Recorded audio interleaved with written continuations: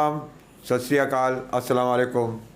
दोस्तों, आप मोबाइल पे मुझे देख रहे हैं, मुझसे बातचीत कर रहे हैं, मैं आपसे मुखातिब हूँ मोबाइल पे। इसका मतलब आप टेक्नोलॉजी इस्तेमाल कर रहे हैं, आप जानकार हैं, नई टेक्नोलॉजी के जानकार हैं,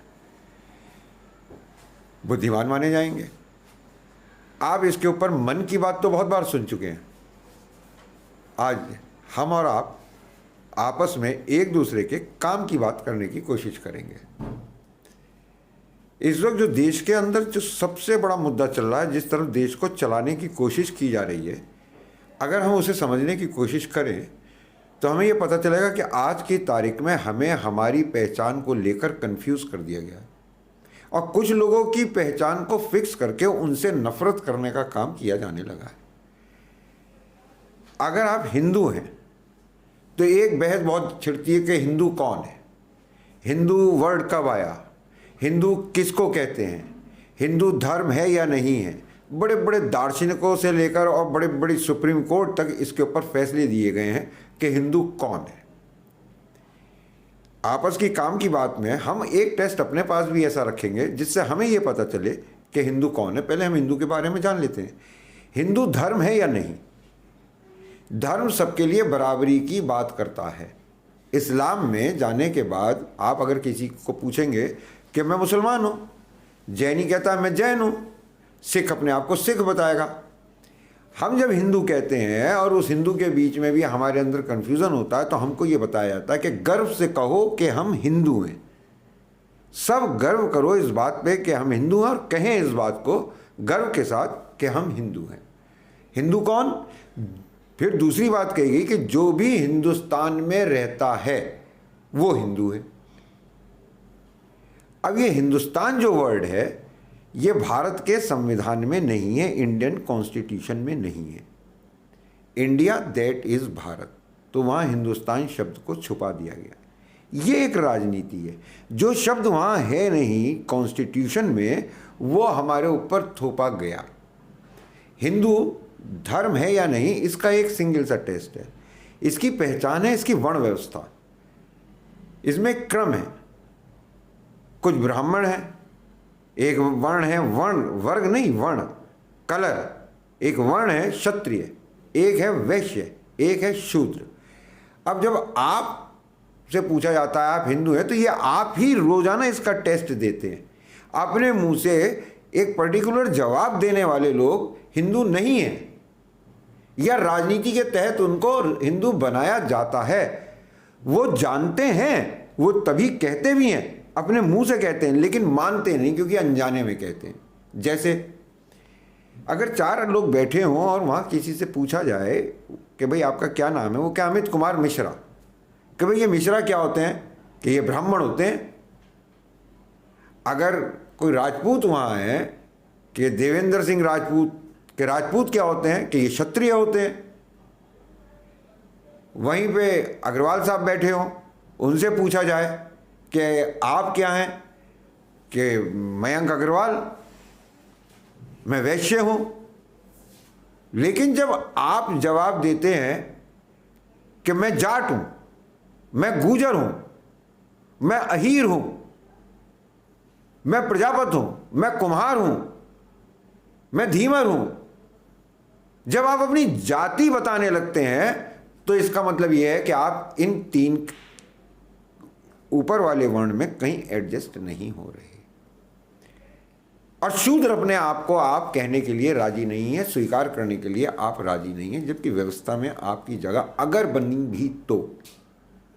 जैसे मैंने कहा कि जब आप जाति बोलते हैं, जैसे जाट, हिंदुस्तान में मुसलमान एक धर्म है, एक विरोधी धर्म है जिसके अंदर सिर्फ विलेन पैदा होते हैं, जिसके अंदर सिर्फ जालिम पैदा होते हैं, और उन्होंने हिंदुस्तान के ऊपर हुकूमत करी है।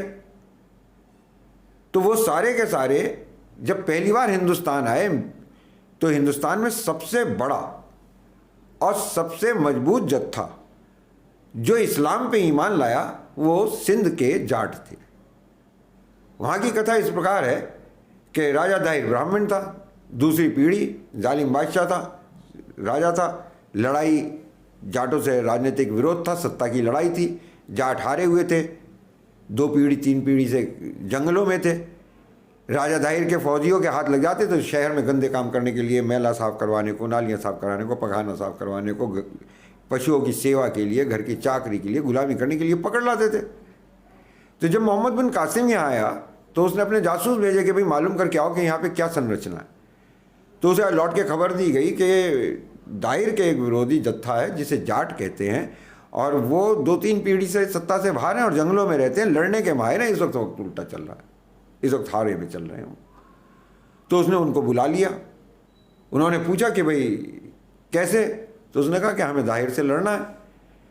उन जाटों का भी 2-3 पीढ़ी से दुश्मन दाहिर था, उनके साथ जुल्म हो रहा था, गैर समानता का व्यवहार हो रहा था, हारे हुए की तरह व्यवहार किया जा रहा था उनके साथ। तो वो भी तैयार हो गए लड़ने के लिए, क्योंकि दाहिर के दुश्मन थे। उन्हें मोहम्मद बिन कासिम के बारे में ज़्यादा मालूम नहीं था, उन्हें तो ये मालूम था कि भाई ये दाहिर से लड़ना आया।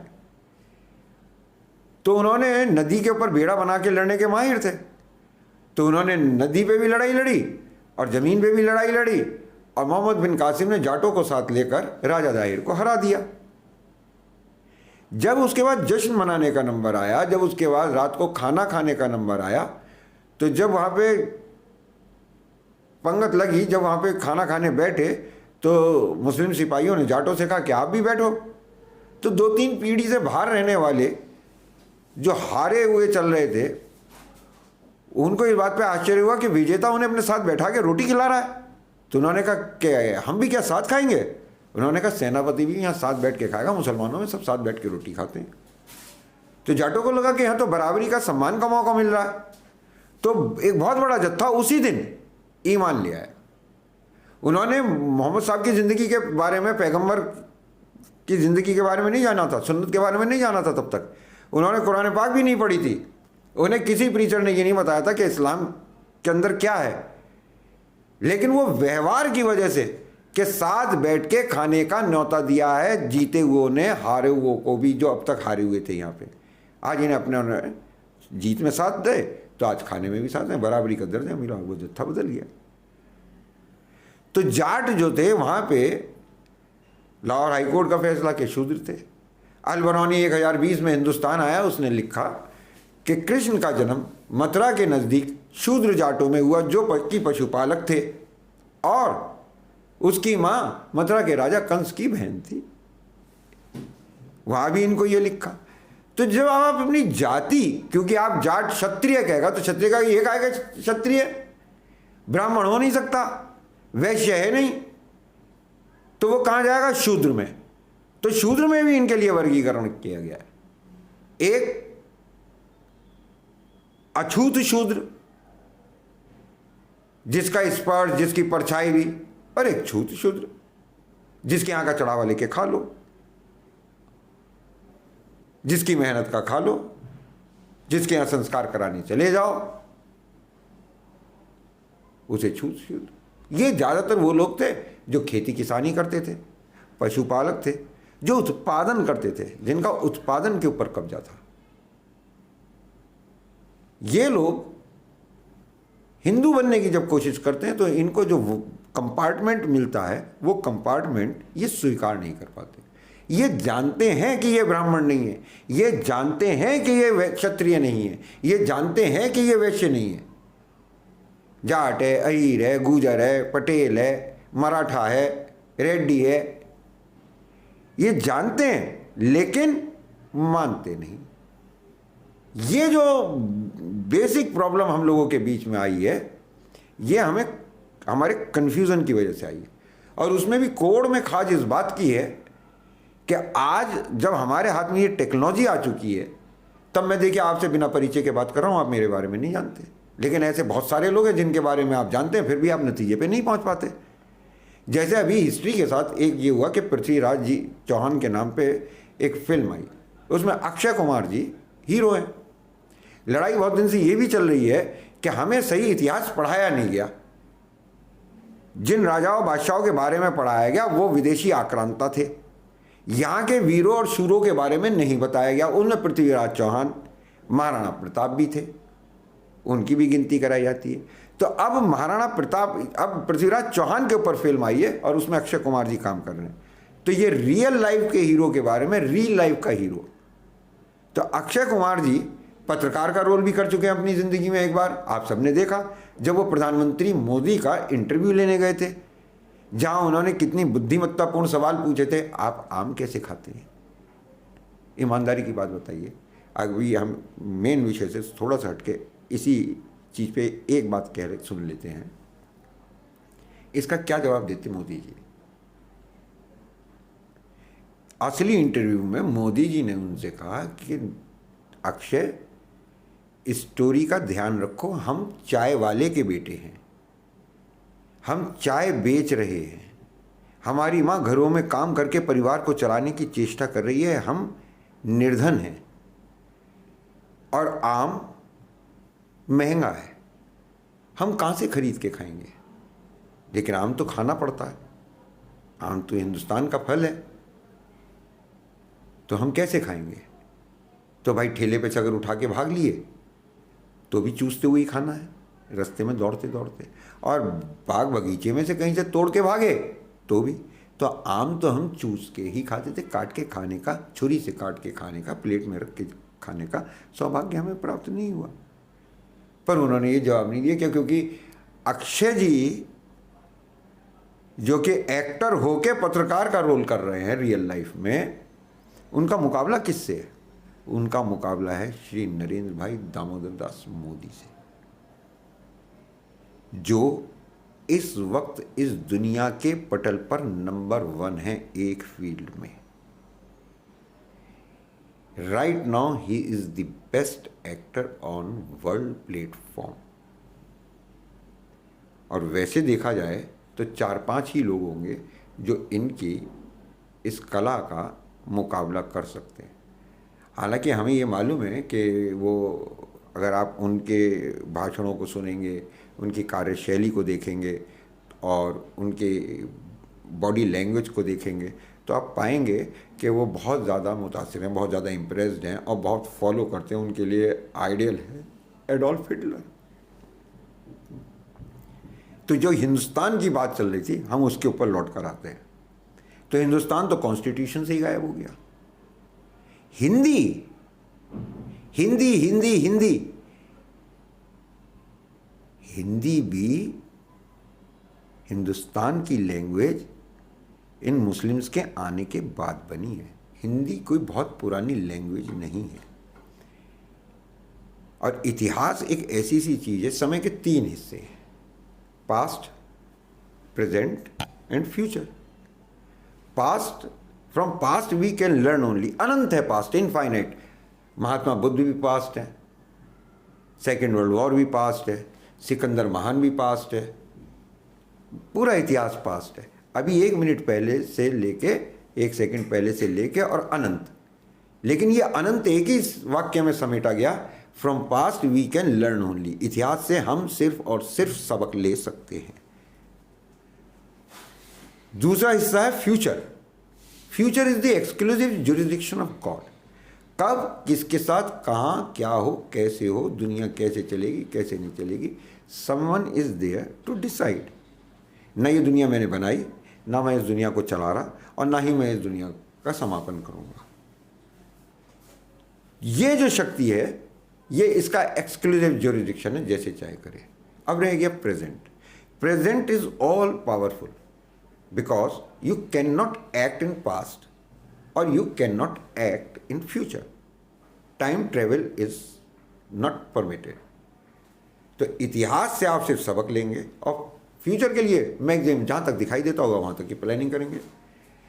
एक गरीब आदमी अगले दिन की रोजी रोटी की प्लानिंग करता है, एक बच्चा स्कूल जाने की प्लानिंग करता है, एक औरत घर में कल क्या क्या है, साधारण घर की औरत ये देखती है कि घर में कल क्या क्या है, वो अगले दिन की प्लानिंग करती है।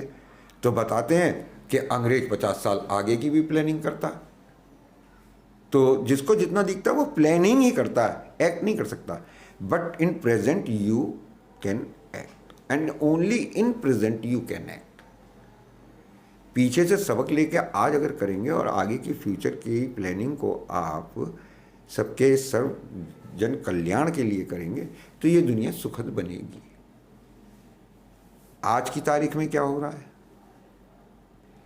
कि हम अतीत ठीक कर रहे हैं। वो लोग, वो पावर जो सत्ता में आई थी, सौगंध राम की खाते हैं हम, मंदिर वहीं बनाएंगे, बना सुप्रीम कोर्ट के ऑर्डर से और श्रेय ले लिया बीजेपी ने। ये सिस्टम का फेलियर हो गया। हम जगह जगह खोद के देख रहे हैं यहां क्या मिल रहा है, शिवलिंग है कि नहीं, इसमें राजनीति चल रही है। फ्यूचर के लिए हमने कि भाई बेफिक्र रहो, 5 किलो अनाज मिलता रहेगा।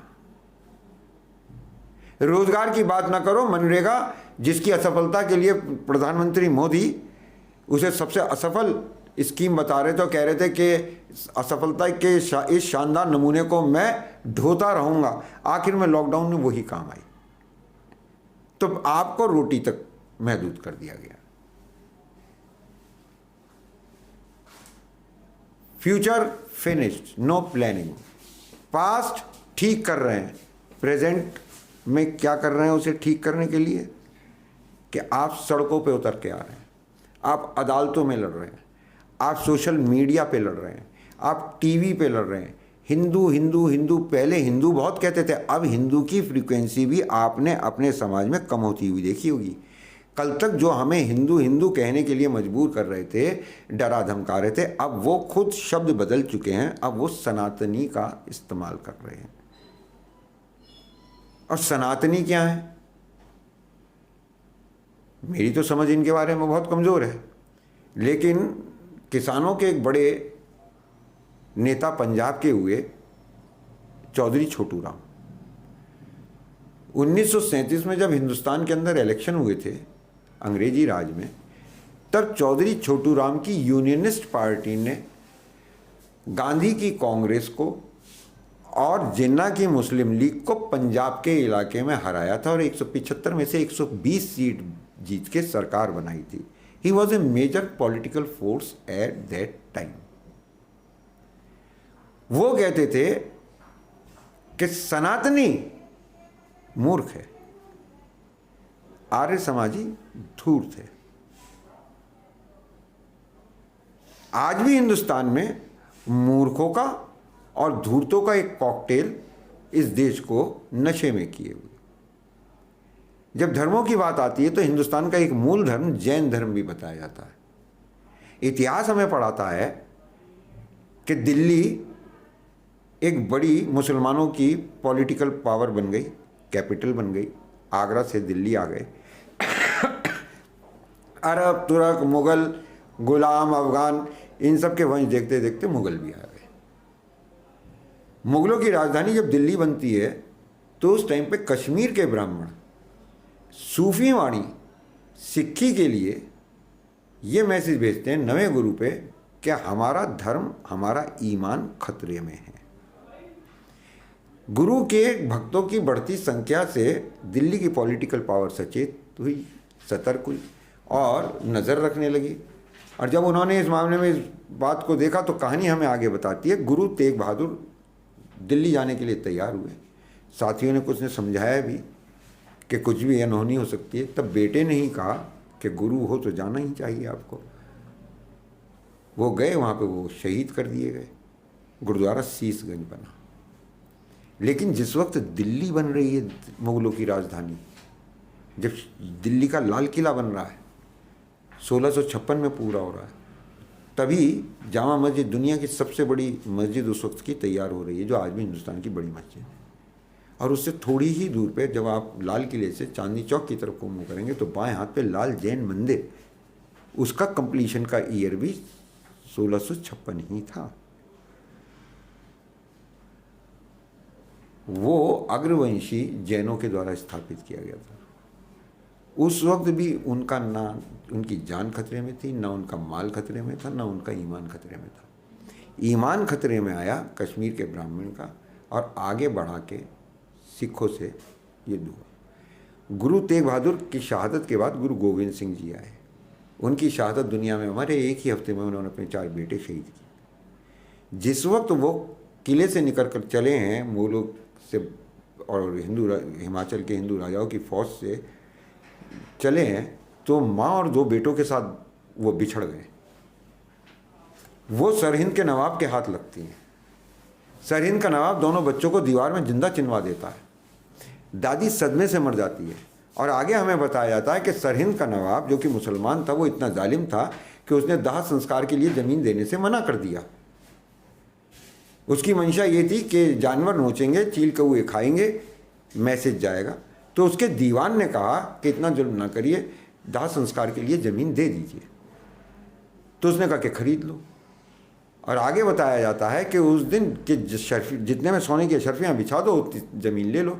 तो उन्होंने दाह संस्कार की ज़मीन 78,000 सोने की मोहरें बिछा के ले ली। वो दुनिया की सबसे महंगा ज़मीन का सौदा हुआ।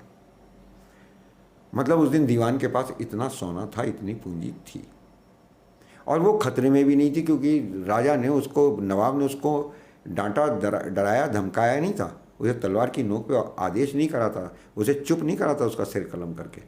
उसने कहा था कि खरीद लो। तो उसका ईमान भी खतरे में नहीं था।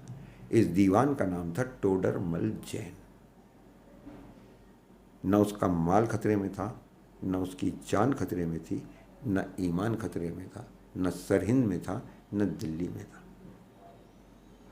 अगर आप इतिहास में पीछे जाकर देखेंगे, 1800 जब प्लासी की लड़ाई हारते हैं 1757 में, पहली लड़ाई एक ऐसी कि जिसके बाद हिंदुस्तान के गुलाम बनने का, अंग्रेज़ों की फतह का और देश के बादशाहों का, नवाबों का, राजाओं के हारने का सिलसिला चलता है। एक एक करके अंग्रेज इनके ऊपर कब्जा करते हैं। तो प्लासी की लड़ाई पहली महत्वपूर्ण घटना है। और उस दिन वहाँ पे रॉबर्ट क्लाइव और मीर जाफर नहीं लड़े। ये तो स्क्रीन पे दिखाई दी। वहाँ मीर जाफर भी कहानी में आया, लेकिन जगत सेठ,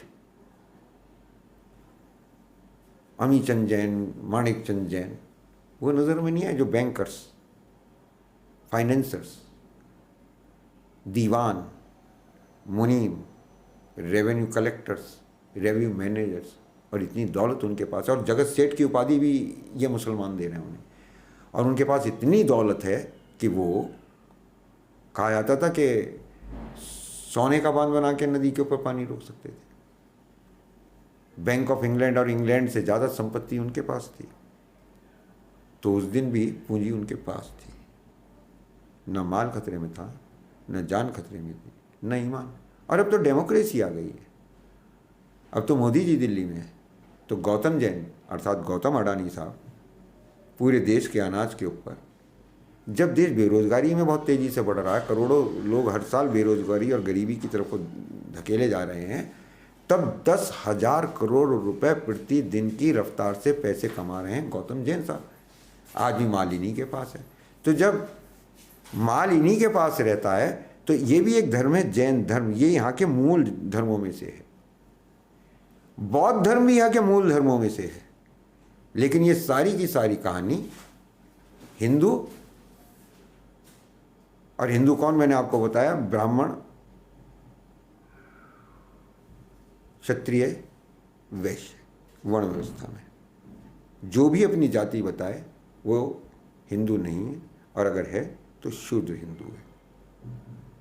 तो इसी तरीके की बातें कि रियल लाइफ में क्या है और रियल लाइफ में क्या है, इस नीली छतरी के नीचे क्या चल रहा है, पॉलिटिक्स क्या है, कैसे आपस में हम लोग एक दूसरे से जुड़े हुए हैं, कैसे हमारे आपके स्वार्थ, आपके हमारे हित, आपका हमारा भविष्य, हमारा आपका सुख आपस में जुड़ा हुआ है, इस बारे में आगे विभिन्न विषयों पे बात करेंगे। ये होगी हमारे आपके बीच मन की बात।